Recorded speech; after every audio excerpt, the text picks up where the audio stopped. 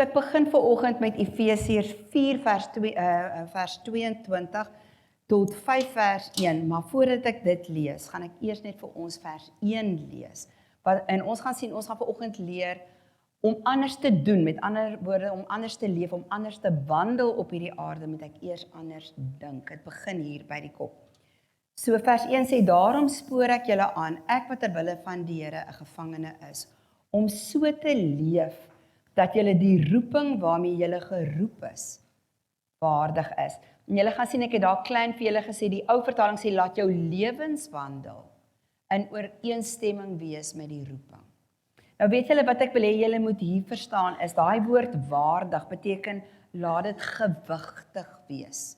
Laat dit wees volgens dieselfde gewig.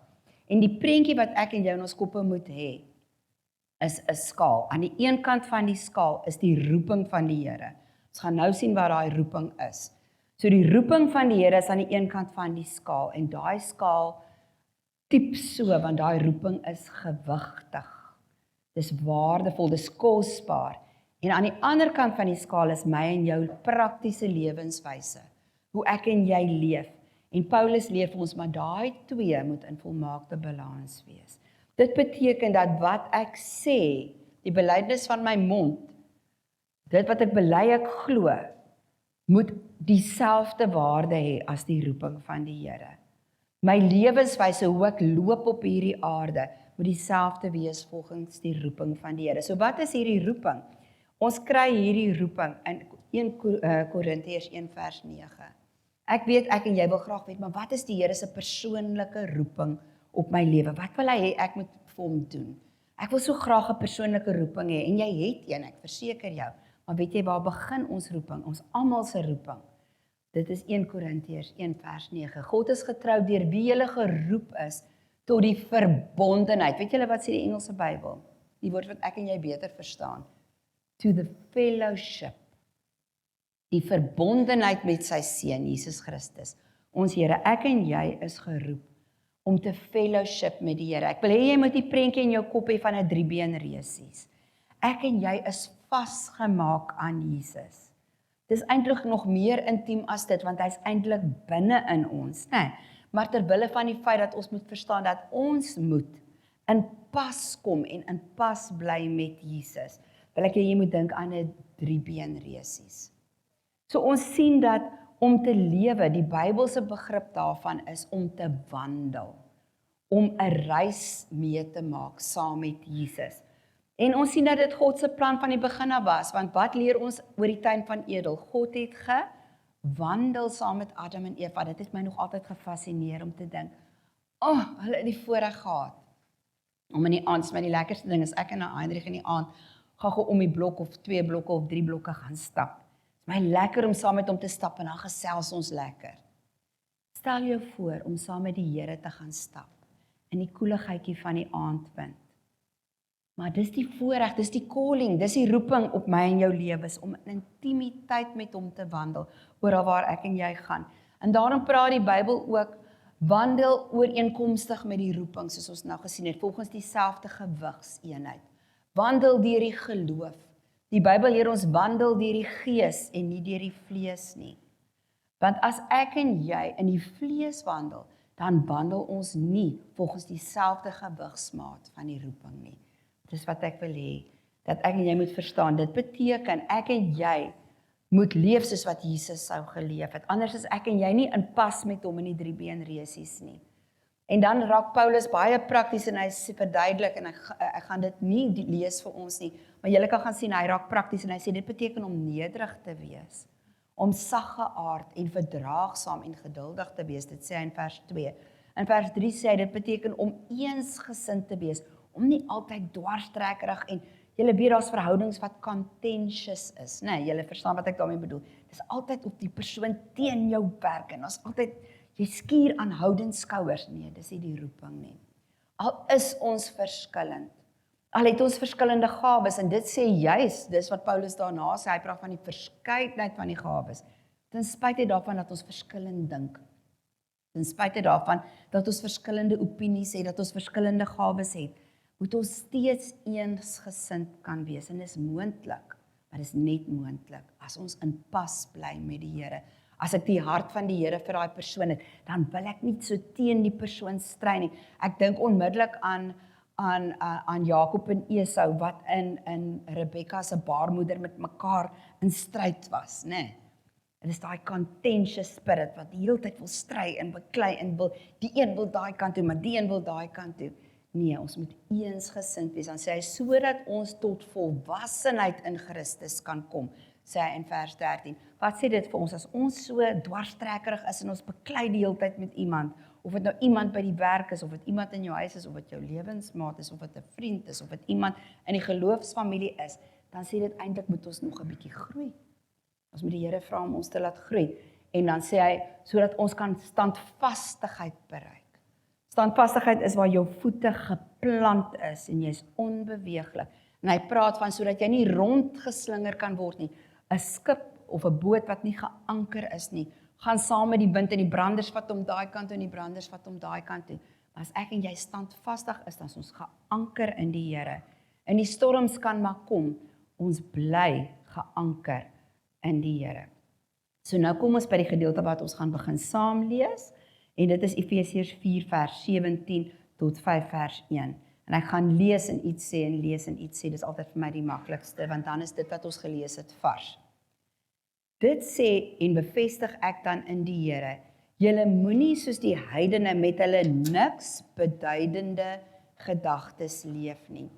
Hoor hoe sê die ou vertaling dit, dat julle nie meer moet wandel soos die heidene nie, kan julle sien?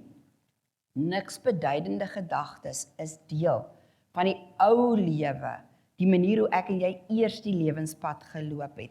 Niks beduidend beteken letterlik doelloos of leeg, sonder 'n doel. Beteken dit kom tot niks nie. Dit is vir my interessant, dat ons het 'n ingebore ding, dat ons wil 'n doel in die lewe hê. En voordat ons Jesus as ons Here en ons Meester leer ken en hy die koning van ons lewe maak, soek ons sin in ons bestaan in allerhande dinge. En ons val van die een ding na die ander ding en dan kom ons agter, soos wat die prediker sê, dat alles kom tot niks. Niks van dit gee vir ons regtig sin in ons bestaan nie.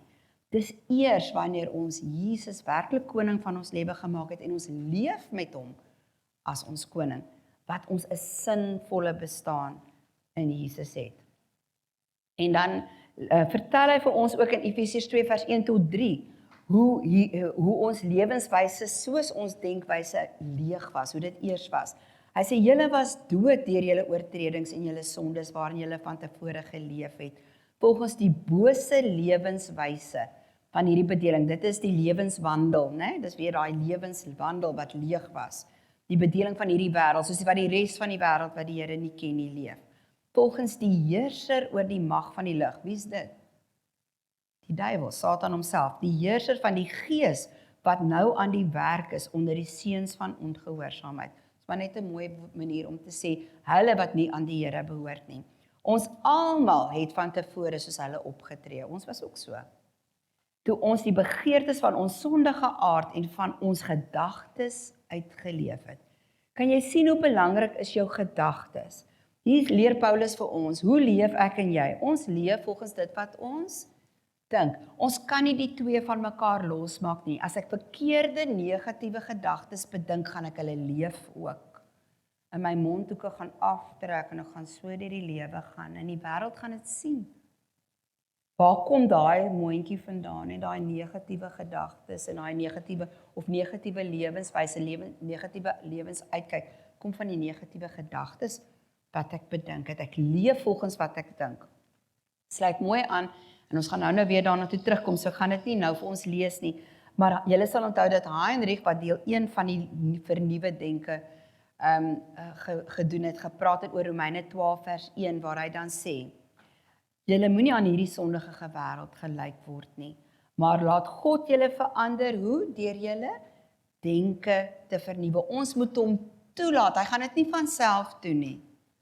Ek moet hom toelaat, laat, beteken nie ek is passief, ek sit maar net terug en ek wag dat ek eendag nuwe gedagtes moet kry nie. Ek moet hom toelaat. En ons gaan aan die einde van ons preek gaan ons sê, maar hoe doen ek dit prakties? Want ons wil graag prakties wees in hierdie boodskap. So om nie te wees, moet ek nie dink. Ek dink sommer aan Damien se bandjies. Damien loop altyd met bandjies wat sê wat wil Jesus doen om hom te herinner. Voordat hy iets doen, moet hy onthou wat sou Jesus gedoen het. Ek wil vandag sê ons moet nog 'n bandjie aansit. En daai bandjie sê ek moet dink soos wat Jesus sou gedink het. Sou Jesus hierdie gedagte gekoester het? En as hy nie sou nie, dan moet ek hom ook nie koester nie. So ons lees dan verder vanuit Efesiërs 4 en ons gaan vers 18 nou lees.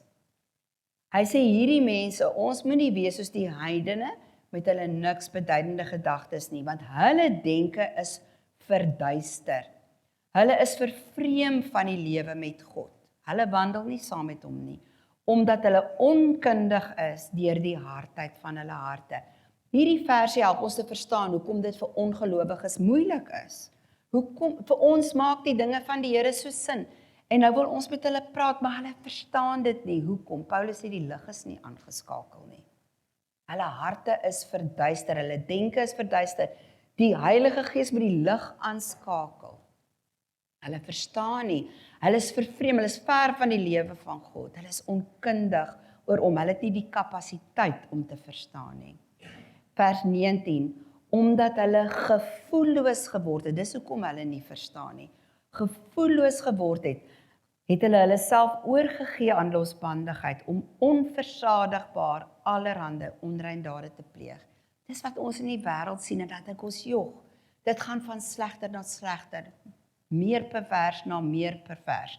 Hoekom? Hy sê hulle het gevoelloos geword. Hoe word iets gevoelloos? Dis letterlik, as ek dit letterlik sou vertaal, beteken dit verby die punt van gevoel. Dit beteken daar was eers 'n gevoel, maar mettertyd het dit gevoelloos geword. Dink aan hoe 'n eelt vorm. Eers is daai plekkie sensitief, dit maak seer. Maar met herhaaldelike skaaf, en 'n herhaaldelike geskaaf, en 'n herhaaldelike seermaak, vorm daar 'n verdikking, 'n eelt. En as ek dan aan daai eelt krap, dan is dit nie meer gevoelig. Ek kan nie eers voel as ek 'n naald met 'n naald daar krap nie. Dis dieselfde. Die eerste keer wat ek iets verkeerd doen, pla dit my. Dink jy nou? Ek hoop nie iemand het dit gesien nie. Tweede keer is dit makliker. Die derde keer, later is dit so gewoonte dat ek nie eers meer omgee dat ander dit sien nie. Ons sien dit in die wêreld daarby, dan dink ons, het hulle nie skaamte nie. Hulle dan geen skaamte nie. Hoekom het hulle nie? Want hulle het gevoelloos geraak, hulle het geestelike eelte opgebou, hulle is verby die punt van gevoel. En dan het hulle al hoe meer nodig om vir hulle daai dopamien vrystelling te gee van iets doen wat eintlik nie aanvaarbaar is nie. Dis hoekom hulle dit doen. Dis hoekom ons dit baie keer doen. Want daar's baie gelowiges wat vasgevang is in daai patroon van ek moet iets doen wat eintlik nie aanvaarbaar is nie. En ek weet dit is verkeerd en dit pla my, maar die dopamien wat afgeskei word, sit my op so 'n high, verskoon die Engelse woord, dat ek dit weer doen. Maar die tweede keer kry ek nie maklik daai high nie, so ek moet erger doen. Ek moet meer pervers raak, en dan verstaan ons wat Paulus vir ons hierso sê, dis onversadigbaar, en ek moet allerhande onrein dade doen, om daai selfde ervaring te beleef. Maar dan sê vers 20, maar julle het Christus nie so leer ken nie. As ek en jy Christus leer ken, impakteer dit my in jou lewe. Ons kan nie dieselfde bly nie, ons kan nie dieselfde gedagtes meer dink nie, en daarom kan ons ook nie meer so optree nie. Julle het tog van hom gehoor, en julle is oor hom onderrig, volgens die waarheid wat in Jesus is. Naamlik dat julle, wat julle vroeë lewenswandel betref, die ou mens moet aflê, dis letterlik uittrek, ons gaan nou daaroor praat, wat as gevolg van misleidende drange vergaan. Julle moet eerder in die aard van julle denke vernuwe word. Moet eerder toelaat dat die Here vir ons denke vernuwe. Ja, trek die nuwe mens as kleed aan, wat in ware geregtigheid en in heiligheid in ooreenstemming met God geskep is. So Paulus sê, om 'n kind van die Here te word, is meer as om net te sê, Here, ek kom nou en ek neem u aan. Ons doen partykeer verkeerd, want ons skep vir mense die beeld, dat al wat jy hoef te doen om 'n gelowige te word, is jy moet die Here Jesus aanneem. En ons gee vir hulle net die helfte. En as ek nou 'n resep vat, en ek begin in die tweede helfte, en ek doen net die laaste stappe, dan gaan ek 'n floppie oppie hê, né? Ek gaan 'n flop hê en dit gaan oneetbaar wees. Ons vergeet om vir mense te sê, dis nie waar bekering begin nie.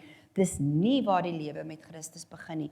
Ek moet eers die ou vuil klere, die ou persoon wat ek eers was, af lê. Hoe doen ek dit? Dit beteken, ek moet berou hê oor my ou lewe.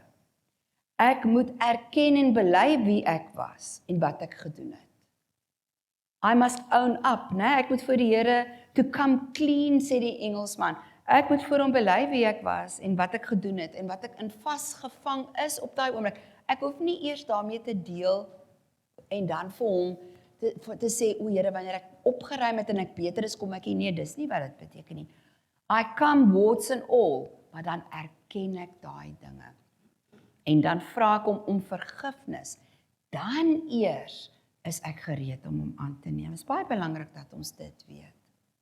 Want sien, voordat ek hom kan aanneem, moet ek eers aanneemlik wees vir hom. En hoekom word ek aanneemlik vir hom? Deur te erken wie ek was, deur te erken, maar ek het hom nodig, om my te verlos van daai ou mens. Laat my dink aan as iemand in die tuin gewerk het, heel dag in die son geswoeg en gesweet het, en hy het gespit, so hy het gesweet, en toe het die stof wat hy gespit het, teen sy sweterige lyf kom vassit, en sy klere is vuil, en nou kom hy in die huis, en nou wil hy sy skoon klere oor daai sweterige klere aantrek. Ons weet dit gaan nie werk nie, né? Maar dis wat ons doen as ons sê, okay Here, ek neem u aan. Dis reg, ek aanvaar u. Nee, ek moet eers die ou uittrek. Ek trek die ou mens uit deur te bely. En as ek dit gedoen het, ek het berou en ek sê vir hom, ek is jammer oor wat ek gedoen het. Ek is jammer oor wie ek is. Ek erken dat ek daai mens is wat dit en dat en dit gedoen het en ek bely dit en ek vra hom vergifnis. Dan vergewe hy my. En hy beloof dit in 1 Johannes 1 vers 9. Hy sê, maar as ons sonde bely, hy is getrou en regverdig. Hy vergewe ons. En hoor wat doen hy dan? En reinig ons van alle ongeregtigheid. So dis die uittrek van die ou mens waarvan Paulus praat. Dis die omdraai, wegdraai van die ou lewe wat ek eers gelei het. En dan gee hy vir my splinter nuwe klere om aan te trek. Heilige skoon klere. Om die waarheid te sê, dis Jesus se skoon klere. En hy sê, gee vir my daai vuil klere van jou. Ek het met dit gedeel aan die kruis, maar hier's my skoon klere. Jy moet dit nou aantrek. Maar dan is daar 'n belangrike begrip. Dis een ding om die nuwe klere te ontvang en dis nou myne. Dis iets anders om daai nuwe klere aan te trek en te dra. En Paulus sê, dis nie genoeg om te weet jy het nou nuwe klere gekry nie. Jy moet daai klere dra, daai nuwe jas, daai nuwe kleed van geregtigheid moet jy aantrek. Want jy is 'n nuwe mens. Nou moet jy nuut lewe. Jy kan nie maar lewe soos die ou mens met jou nuwe klere nie. Hy sê in 2 Korintiërs 5 vers 17 sê Paulus vir ons, iemand wat aan Christus behoort is 'n nuwe mens. Die oue is verby, ek kan nie meer so leef nie. Die nuwe het gekom.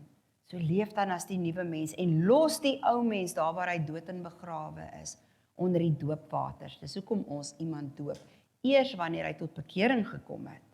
Want die ou mens is nie dood, totdat hy tot bekering gekom het nie. En nou, Damien, ek wou jou gevra het voor die tyd of ek jou 'n mooi getuienis Vrydag mag deel. Jy moet my nou maar vergewe, maar ek gaan dit deel. As jy kwaad is vir my, dan sal ek môre vir jou 'n chocolate koop. En ek moes hom eintlik gevra het, maar ek het hom nie gesien nie. Maar ek was saam met Damien gister toe hy so 'n mooi getuienis gekry het. So hy sal daarom nie skaam wees nie. Maar weet julle, Vrydag is ek en hy saam in die fotostaatkamer. En ons student by die skool sê vir hom, Damien, ek wil net vir jou sê, jy is heeltemal anders as toe ek jou leer ken het. En ek dink my en Damien se hart het ewe warm geklop. Nee, Damien, dit was lekker. Dit was die mooiste getuienis. Want dit het vir Damien en vir die hele wêreld gesê, dit wat Damien bely met sy mond het regtig gebeur in sy hart. Dit moet die getuienis wees wat ons almal kry. Weet jy, Liesel, jy het regtig verander. Ek kan sien jy is nie meer die ou Liesel nie. Hy dra regtig die nuwe kleed. Liesel, jy dra regtig die nuwe klere. En nou raak Paulus weer eens baie prakties. Vers 25, hy sê daarom, vermy die leuen en praat elkeen die waarheid. Ons kan nie meer jok, maar ons bely ons is 'n nuwe mens nie. Vers 26, word kwaad, maar moenie sondig nie. Dis 'n interessante een. Ons dink dit is altyd verkeerd om kwaad te word. Hierdie versie sê vir ons nee. Die kwaad word is nie noodwendig die sonde nie. Dis wat ek daarmee doen en dis waaroor ek kwaad word. Want sien, Jesus het ook kwaad geword. Onthou julle dat hy by die tempel 'n sweepie gevleg het? Ek dink ek sal my dood geskrik het as ek een van die disippels was en ek sien, maar hier vleg hy 'n sweepie. En ek sou gedink het, gaan hy dit nou op my uithaal. En hy het hulle uitgejaag en gesê, want hulle maak 'n rowersnes, hulle beroof die mense, hulle wil geld maak uit die mense uit. Nee. Kom ons dink gou-gou. Hoekom het Jesus kwaad geword? Wie se eer was op die spel vir hom? Die Vader se eer was op die spel. So daar's so iets soos heilige woede, wanneer dit gaan oor die eer van die Vader. As ek en jy kwaad word, omdat hulle die naam van ons Here laster, dan is dit heilige woede. En ek sou 'n vraagteken hê as dit ons nie pla nie. Laat hulle maar laster, laat hulle maar spot, laat hulle maar hom belaglik maak, maar ons voel niks nie, ons kyk maar die program aan, dan het ek 'n paar vraagtekens. Maar hoe lyk onheilige woede? Wanneer ek in die middelpunt is, en ek is kwaad oor me, myself and I, want ek het nie gekry wat ek wou gehad het nie. Ek kan nie doen wat ek graag wil doen nie. Ander mense doen nie wat ek wil hê dat hulle moet doen nie. Ander mense sien nie my behoeftes raak nie, en hulle bevredig nie my behoeftes nie. Sien, dit gaan oor me, myself and I. En as ek dan 'n lang lip het, kan ek nie sê, dis heilige woede nie. Hy selfbejammering, ek praat vir 5 dae nie met jou nie. Want jy moet eers sê jy is jammer. Want jy het my seer gemaak. Dis nie heilige woede nie. En tog, die goeie nuus is, ons bly mense. En weet julle dat Paulus ook ruimte laat vir die feit dat ek en jy mense is. En dat ons in hierdie lewe soms kwaad word. En daarom sê hy, as jy kwaad word, moenie sondig nie. Hoe sondig ons? As ons die son laat ondergaan oor ons woede. Word dan nou maar kwaad, gaan slaan jou kussing. Ek was net Vrydag in 'n les, waar daar vir die kinders gesê is, as jy kwaad word, gaan slaan jou kussing, maar moenie iemand anders slaan nie. Gaan sê, jou sallie, jou wallie, jou lallie, maar moenie vloekwoorde sê nie. Dis wat my niggetjie gesê het, julle, sy was 6 jaar oud en sy was baie kwaad vir my. En sy het my gesê, jou sallie, jou wallie, jou lallie, alles het gerym, maar sy het nie vloekwoorde geken nie. Oulik van haar ouers het sy nie vloekwoorde geken het nie, maar ek moes geweet dat sy my deeglik sleg gesê. Maar wanneer die son ondergaan, dan moet ons dit regmaak voor die Here. Want ons weet nie word ons môreoggend wakker nie. Dan sê hy, moenie die duiwel plek gee nie. Want sien, as ek woede koester, as ek negatiewe gedagtes koester, as ek verkeerde gedagtes dink, en ek deel nie met hulle nie, dan gee ek vatplek vir die duiwel. As ek nie wil vergewe nie, dan gee ek vir hom vatplek en dan gaan hy kom vir my. Hy gebruik daai vatplek. Hy gaan dit nie oorsien nie, hy gaan nie daarvan vergeet nie, hy gebruik dit. Die een wat nog steel, moenie meer steel nie. Hy moet eerder werk deur met sy eie hande te doen wat goed is, sodat hy iets het om vir die behoeftiges te gee. Ek was mal daaroor. Kyk, waar sê Paulus, waar moet die fokus wees? Nie binne toe arme ek. Ek moet werk sodat ek genoeg het nie. Hy sê nee, werk sodat jy genoeg het om vir daai een ietsie te gee wat iets nodig het, en vir daai een iets te gee. Kan julle sien, ons word geroep om die oogies wat binne toe kyk, na buite toe te fokus. Hierdie ene, vers 29 is groot. Nie 'n enkele afbreekende woord moet uit julle mond kom nie. Nie oor enige iemand nie. Nie 'n enkele afbreekende woord nie. Maar eerder 'n woord wat goed is vir noodsaaklike opbou, sodat dit voordeel bring vir diegene wat dit hoor. Dan wonder ek of alles wat by my mond uitkom, tot die voordeel van ander is. Woorde wat opbou en nie afbreek nie. Hoe dikwels spreek ek kritiek uit, jog, maar daai een. Jog, of ek sê iets negatief oor daai een, of veroordelende woorde. Hulle word uiteindelik vervloekinge. En hulle het 'n effek op die persoon, of die persoon dit hoor of nie. Maar hulle het nie net effek op die persoon oor wie ek dit sê nie, hulle het ook 'n effek op my, want hulle maak my hart donker. Vers 30 breek my eintlik, want dit sê, en bedroef nie die Heilige Gees van God, deur wie julle met die oog op die dag van bevryding verseël is nie. Sien, as ek so praat oor anders, en ek sê, maar, joh, daai een het dan 'n lelike rok aan, joh, daai een kan hom nie aantrek nie, hoor. Het jy die skoene gesien wat daai een aangetrek het? Joh, daai een. Het daarom maar nou die lelikste knieë wat ek in my lewe gesien het. Joh, hoe leef daai een met daai knieë saam? Dan is ek besig om die Heilige Gees wat daai persoon gemaak het, te bedroef. Die Heilige Gees is sensitief, die Heilige Gees het gevoelens. Hy het die kapasiteit om vreugde te ervaar, maar hy het ook die kapasiteit om hartseer te ervaar. En die gedagte dat ek hom hartseer kan maak, breek my hart. Vers 31, laat vaar alle bitterheid. Nie net gedeeltelik nie, alle bitterheid en woede en gramskap en geskreeu en gelaster. Ek het spesiaal gaan kyk, om te laster weet ons beteken om met disrespek oor die Here of met die Here te praat. Maar het julle geweet, dis net die een helfte daarvan. Die ander helfte sê, is om disrespekvol te wees teenoor heilige voorwerpe. En wat sê die Bybel oor my en jou as kinders van die Here? Ons is heilig, hoekom? Paulus sê, weet jy nie, julle is die tempel van die Here en die tempel van die Here is heilig nie. Beteken daai liggaam waarin ek en jy bly, is heilig voor die Here. Beteken hoe ek oor my eie liggaam praat, ek beter onthou, dis 'n heilige voorwerp. En dit beteken jou liggaam is ook heilig in die oë van die Here, so ek mag ook niks oor joune sê nie. Maar dit is heilig in die oë van die Here. En hy sê, ek moenie laster teen die heilige voorwerpe van die Here nie. Vers 32, wees goedgesind teenoor mekaar. Dit is my so mooi, letterlik, wees gaaf teenoor mekaar. Met innige meelewing, dit beteken jou hartseer is my hartseer. Jou nood is my nood. Met innige meelewing, terwyl julle mekaar vergewe, wees vergewensgesind, soos God in Christus julle ook vergewe het.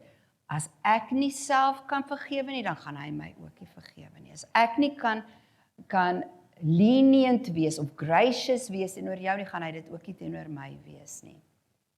En daarom die laaste 2 verse van die gedeelte, Efesiërs 5 vers 1 en 2. Volg dan die voorbeeld van God as geliefde kinders, tree soos hy op. En leef in liefde, want hy leef in liefde teenoor my.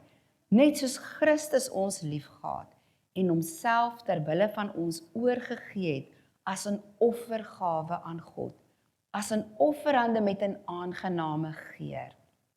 Paulus sê, doen julle dieselfde. Soos wat Jesus homself gegee het ten volle as 'n offer met 'n aangename geur vir God. Hy sê, gee jouself ook so. En dit bring ons full circle, soos die Engelsman sê, terug by Romeine 12 vers 1 en 2 wat sê, gee julleself aan God as lewende en heilige offers wat vir hom aanneemlik is.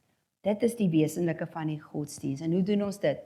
Moenie aan hierdie sondige wêreld gelyk word nie, maar laat God julle verander deur julle denke vernuwe. As ek en jy anders dink, gaan ek en jy anders leef.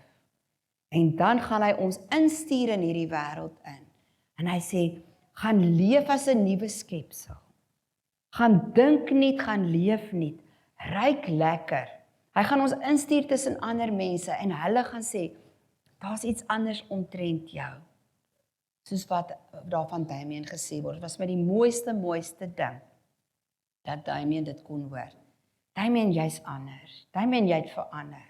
Hulle moet dit van my en jou ook sê. En dan moet hulle sê, maar ek wil ook graag dit hê. Damien, hoe kan ek dit kry? En Damien deel letterlik sy geloof met elkeen of hulle dit wil hoor of nie. En ek is so trots op hom daaroor. En nou ten slotte, hoe gaan ek en jy toelaat dat die Here ons gedagtes herprogrammeer en nuut maak? Want ek en jy kan dit nie self doen nie, maar ons kan hom toelaat, ons kan meewerk met hom en ons moet meewerk. Die eerste ding, ons net 2 goed. 2 Korintiërs 10 vers 4 tot 5. En ek gaan net die laaste gedeelte van die versie lees, julle kan die res lees. Ons neem elke gedagte gevange om dit aan Christus gehoorsaam te maak. Ek hou van hoe die boodskap dit sê. Die boodskap sê, en elke gedagte wat deur ons koppe gaan, neem ons gevange en lewer dit aan Christus uit. Met ander woorde, ons bring dit voor hom. Ons dink slegs wat hy wil hê. Is dit nie mooi nie? Daar het ons die resep.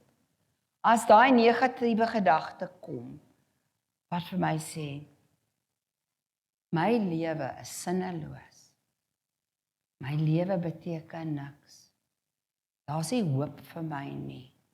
Dan vang ek daai gedagte. En dan bring ek hom voor Jesus en ek sê, Jesus, sou u hierdie gedagte gedink het? Ek hoef nie eers in die Bybel te gaan krap nie, ek weet onmiddellik nie, hy sou nie. Hy sou nie daai gedagte gedink het nie. En dan sê ek vir daai gedagte, weg is jy. En ek sê, dankie Here dat daar sin in my lewe is. Dankie Here dat u 'n plan het met my lewe. U Bybel sê dit.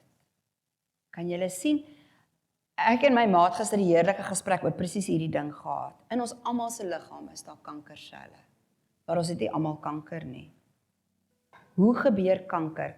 Ons immuniteitstelsel is veronderstel om daai kankersel te vang en te keer dat hy vermeerder.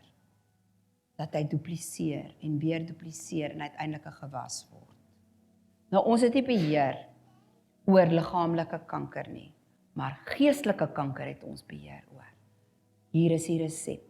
As daai eerste selletjie verbykom, daai eerste gedagtetjie, want jy moet weet, die duiwel het nie net een gedagtetjie wat hy in jou oor wil sit nie. Hy het 'n string.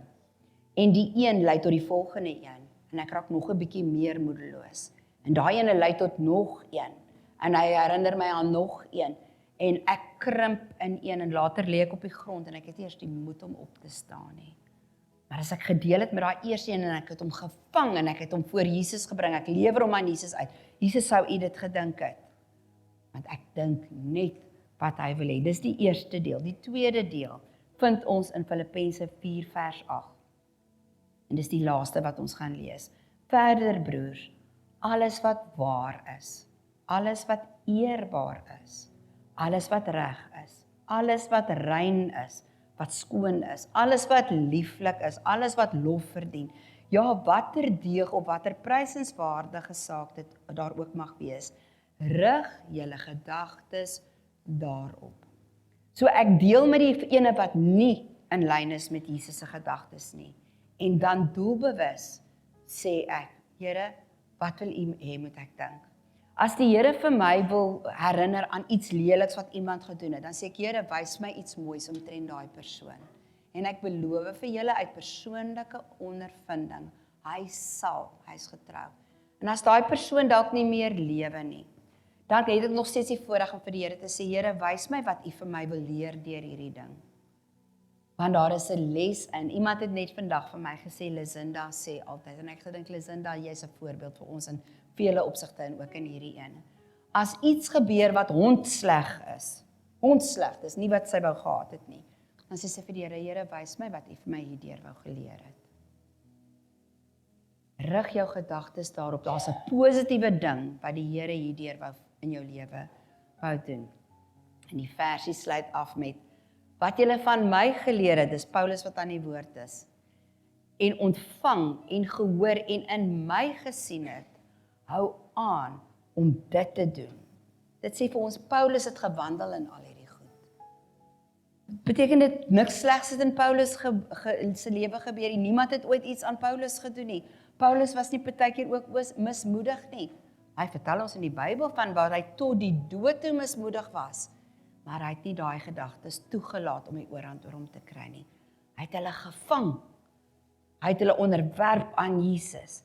En hy het sy gedagtes doelbewus op die goeie dinge geplaas. En daarom sê hy, doen wat ek gedoen het. Hou aan om dit te doen. En die God van vrede sal met jou wees. Wat bring die God van vrede saam met hom? Sy vrede. Baie keer het ons nie vrede nie. En dit is eintlik 'n simptoom. Dit sê vir ons, daar's iets waarmee ons moet deel. Mag die Here vanoggend sy lig aanskakel, dat ons weet waarmee moet ons deel. Laat ons die tyd uitkoop maak, laat ons reg maak terwyl ons tyd het. Ons weet nie van môre nie, niemand van ons nie, ek weet nie. So laat ons die tyd uitkoop. Amen. Kom ons staan. En ons ontvang die seën van die Here.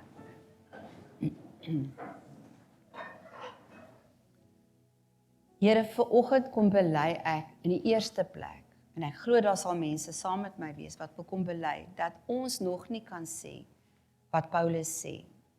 Volg my na, doen soos wat ek doen, maak soos ek maak, en alles sal reg wees nie. Want Here, daar's tye wat my gedagtes die oorhand kry oor my. Daar's tye wat ek negativiteit koester. Daar's tye wat ek onthou en bedink wat mense aan my gedoen het, en dan word my hart weer kwaad. En my hart word weer seer. En dan voor ek my kom kry, is ek weer opnuut moedeloos. Ek bely dit van myself vanoggend. En as jy ook daar is, bely dit saam met my vanoggend en erken dit voor die Here. Here, ons het nodig dat U ons gedagtes moet kom nuut maak, sodat ons nuut kan lewe. Ons kies vanoggend om vir U toestemming te gee, om ons denke te vernuwe, sodat ons nuut kan lewe. Ons trek daai ou mens wat tog so seer gemaak is, tog so verontreg is, tog so ontevrede is, trek ons vanoggend uit. Ons gooi daai jas neer by die kruis van Jesus, by sy voete. En Here, laat die nuwe jas nie meer hang in die kas nie. Ons wil hom aantrek vanoggend. Vernuwe ons denke en vernuwe ons lewenswandel. Laat die ou lewe en die ou gedagtes en die ou seer en die ou bitterheid bly in die graf. En ons tree uit daai vangplek van die duiwel, daai vangnet waar hy ons gevange hou, uit vanoggend in Jesus se naam. En ons gaan leef in die nuwe klere, die nuwe kleed van geregtigheid, en ons kyk nie meer terug nie. Ons lewe nuut in Jesus se naam. Amen.